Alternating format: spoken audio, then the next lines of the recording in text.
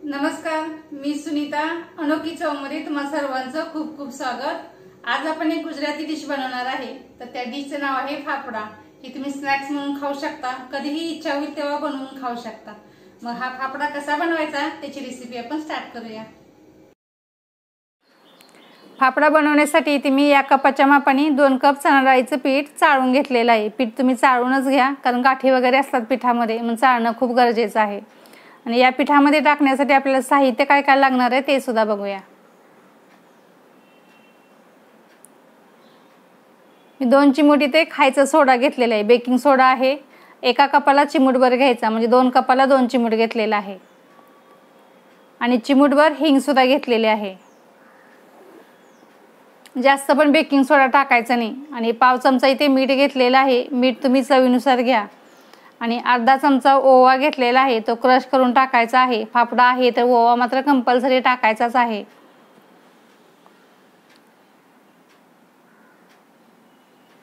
आता व्यवस्थित टाकून घेऊया. आणि पाव चमचा इथे हळद घेतलेली आहे. आणि 2 चमचे मी इथे कच्चं तेल घेतलेलं आहे. या तेलामुळे पीठ आपलं सॉफ्ट आणि छान होणार आहे, म्हणून तेल टाकून आपल्याला मळायचं आहे. पण तेल टाकल्यावर पाणी टाकायच्या अगोदर पहिलं सगळं मिक्स करून घ्यायचं ना, मग पाणी टाकून पीठ मळून घ्यायचं. हे सगळं तेल आहे ना, सगळ्या पिठाला प्रत्येक कणाकणाला लागलं पाहिजे, असं व्यवस्थित मिक्स करून घ्यायचं.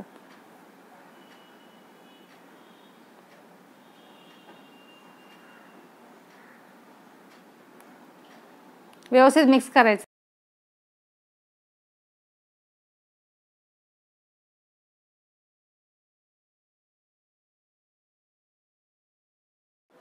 आपलं तेल सुद्धा आता व्यवस्थित मिक्स करून झालेलं आहे. आपली पिठाची मूठ सुद्धा तयार होते, म्हणजे तेल छान असं मिक्स झालेलं आहे. आता आपण थोडं थोडं पाणी घेऊन पिठाचा गोळा तयार करून घ्यायचा आहे. पण जसं चपातीचं पीठ मळतात तसं पाणी ओतून आपल्याला पीठ मळायचं नाही, तर एका चमच्याचा वापर करून चमच्याने आपल्याला पहिलं पाणी घ्यायचं. आता पहिले आपण 4 चमचे घेऊन बघायचं, पीठ मळत मळत बघायचं पाणी लागतंय का. तर चमच्यानेच पाणी घ्या, म्हणजे जास्त पाणी होणार नाही आणि पीठ सुद्धा व्यवस्थित मळलं जाईल. आपण आता 4 चमचे टाकून बघायचं, पीठ मळताना अजून पाणी लागतंय का. लागत असेल तरच घ्यायचं, कारण चण्याचं पीठ मळायला पाणी जास्त लागत नाही.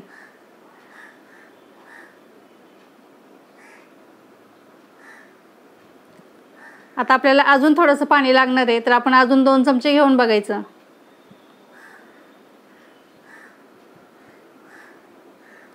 आता परत मळून घ्यायचं.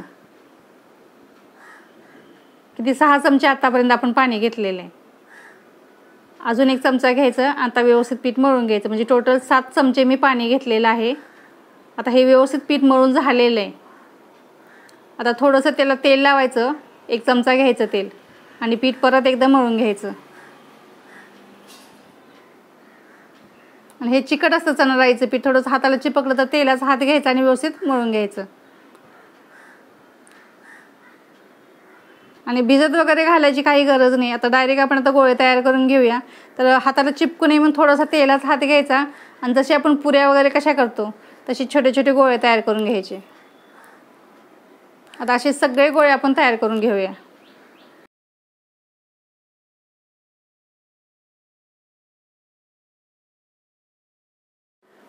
सर्व गोळे आता तयार करून झालेले आहेत. 2 कप पिठामध्ये जवळजवळ या आकाराचे 20 गोळे आपले तयार झालेले आहेत. आता हे आपण फाफडा कसा बनवायचा ते बघूया. त्यासाठी माझ्याकडे एक लाकडाचा पाट आहे, पोळपाट घेतला तरी चालेल. आणि काय होतं, एवढं खूप मोठा होणार आपण असं उभा पकडला तर तेवढी आपल्याकडे कढई नाही आहे, म्हणून मी आडवा पकडणार आहे. आणि या आकाराचा, म्हणजे आपले छोटे छोटे पापडे आपल्या कढईमध्ये पण बसले पाहिजे तेवढे बनवायचे. आता एक गोळा घ्यायचा आणि त्याचा लांबट असा आकार बनवायचा, आणि एका कोपऱ्यावर ठेवून हाताने प्रेस करायचं. या मागच्या भागाने तिथे प्रेस करायचं आणि हळूवारपणे पुढे ढकलत पुढे न्यायचं पीठ, म्हणजे पातळ असे आपले फाफडे तयार होतील. आणि उरलेल्या हाताला जे पीठ चिपकतं ते एका सुरीने किंवा चमच्याने काढून घ्यायचं, म्हणजे बाकीचे पण फाफडे आपल्याला बनवायला होतात.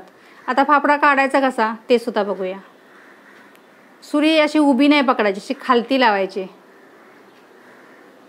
अशा प्रकारे लावायचे, म्हणजे जेणेकरून फाफडा मध्ये तुटणार नाही आणि पटकन असं पुढं ढकलत पुढे घेऊन जायचं. यासाठी आपल्याला लाकडाचा पाट पाहिजे. बघा किती पातळ आणि छान झालेले आहेत. अजून एक मी तुम्हाला बनवून दाखवते. आता असंच लांबट बनवायचं आणि थोडंसं प्रेस करून पाटाच्या कोपऱ्यात थोडंसं दाबायचं आणि तळहाताच्या मागच्या भागाने असं जोरात प्रेस करत पुढे न्यायचं, म्हणजे पातळ असे छान होतात. आणि हाताला चिपकलेलं पीठ चमच्यानी किंवा सुरीनी काढून घ्यायचं आणि हळूवारपणे फापड आपल्याला काढून घ्यायचं. पातळ आणि छान होत आहेत बघा फापडे. म्हणून पीठ चांगलं मळायचं. पीठ चांगलं मळलं की फापडेसुद्धा चांगले होतात. आणि लाकडी तुमच्याकडे पाट नसेल तर लाकडी पोळपाट वगैरे असेल ना तसं घसरवायला बरं पडतं, म्हणून शक्यतो लाकडाचं वापरा तुम्ही. काही पाट असेल किंवा पोळपाट असेल असं पटकन काढायला बरं पडतं. आणि पाटाला जरी चिपकलं असेल ते परत सुरीने काढून घ्यायचं, परत त्या ठिकाणी तुम्ही बनवू शकता. आता अशाच पद्धतीने बाकीचे सुद्धा मी फापडे बनवणार आहे. मी अजून एखाद दोन तुम्हाला दाखवते, पण तळहाताच्या मागचाच भाग वापरायचा, म्हणजे पटकन आणि व्यवस्थित आणि छान होतात. मी छोटे छोटे बनवले तेवढ्यासाठी, कारण एवढी मोठी कढई पाहिजे ना आपल्याला, मग तळणार कसं, त्याच्यामध्ये बसायला पण पाहिजेत. जेवढा कढईचा आकार आहे म्हणून मी असं पाट असा आडवा घेतला, जेणेकरून आपल्या कढईमध्ये आपल्याला टाकून तळता येतील. आता हळूवारपणे काढून घ्यायचं.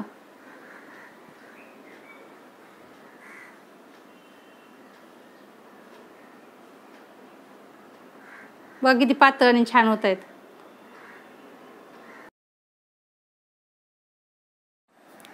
हे रेसिपी बनवताना माझ्या 2 ते 3 वेळा मी ट्राय केला आणि त्याच्यानंतर मी तुमच्यापुढे सादर केलेले आहे. कारण हे बनवताना मला काय माझे प्रॉब्लेम आले किंवा माझ्या काही चुका झाल्या त्या तुमच्याकडून होऊ नये म्हणून ह्या व्हिडिओमध्ये पुढे मी सांगणार आहे. आणि मागे सुद्धा मी सांगितलेलं आहे, पीठ चांगलं मळणं खूप गरजेचं आहे, तेव्हा अशा पातळ आणि छान होणार आहेत. आता असं पीठ चांगलं नाही मळलं तर घसरणार नाही. आता गॅसवरती मी तेल गरम करायला ठेवलेलं आहे. तेल गरम झालं का ते बघूया. तेल चांगलं गरम झालं की मग गॅस मिडियम करायचा आणि हे फापडे छान असे कुरकुरीत तळून घ्यायचे. तेल गरम झालेलं आहे. आपण आता हे फापडे याच्यामध्ये टाकूया. मी एवढ्यासाठी म्हटली की छोट्या छोट्या का करायच्या, कारण आपल्याकडे तेवढी कढई नाही आहे. जर कढई जर छोटी आहे तर फापडे मोठे करून तळणार कसे, म्हणून हे आकाराचे मी बनवलेले आहे. तुमच्याकडे जर मोठी कढई असेल तर तुम्ही मोठ्या आकाराचे पण बनवू शकता. आणि एकदम अशी लगेच पलटी करायचं नाही, थोडंसं सेट होऊन द्यायचं, थोडी कडक होऊन द्यायची एक बाजू आणि मग आपल्याला पलटी करायची. आणि चिमट्याने पलटी करायचं, झाऱ्याने वगैरे असं पलटी नाही करायचं, नाही तर तुटणार ते मधून. म्हणून असं हळूवारपणे पलटी करायची. आणि फापडे खाताना सुरी एकदम खालच्या बाजूनी लावायची, म्हणजे तुटणार नाही. आणि आणि पटकन अशी पुढे सरकवत पुढे घेऊन जायचं, म्हणजे व्यवस्थित असे आपले फापडे तयार होतील. जसे दुकानात मिळतात ना फापडे तशाच कलरसुद्धा बघा किती सुंदर आलेले आहे. आता आपण फापडे काढून घेऊया. एकदम पूर्णपणे लाल करत बसायचं नाही, नाहीतर परत अजून कलर चेंज होतो त्याचा. बघा किती सुंदर झालेत. अशाच प्रकारे बाकीचे सुद्धा उरलेले आपण फापडे बनवून घेऊया. किती पातळ आणि छान झालेत बघा. जशी मार्केटमध्ये मिळतात ना अगदी जसेच्या तसे बनवलेले आहेत. तर तुम्ही नक्की बनवून बघा. जेवढे बसतील ना तेलामध्ये तेवढे टाका. जर कढई मोठी आहे तर मोठे बनवले तर काही हरकत नाही, फक्त तुम्हाला काढता पण आले पाहिजे, तेलामध्ये सोडता पण आले पाहिजे. आता आपल्या घरी नॉर्मली जी भाजीची कढई असते ते तेवढेच बनवणार आपण, आता मोठी कुठून आणणार. आपली सेकंड बॅच सुद्धा आता फ्राय करून झालेली आहे. आपण हे काढून घेऊया. अशाच पद्धतीचे फापडे तुम्ही नक्की बनवून बघा. हे फापडे तुम्ही अगदी टी टाईमच्या वेळी खाऊ शकता, अगदी आधीमध्ये कधी इच्छा झाली तेव्हाही तुम्ही खाऊ शकता. ही गुजराती डिश आहे तर नक्की बनवून बघा. आणि फापडे आहे तर त्याच्याबरोबर हिरवी मिरची तर आलीच, तर आपण तळून घेऊया.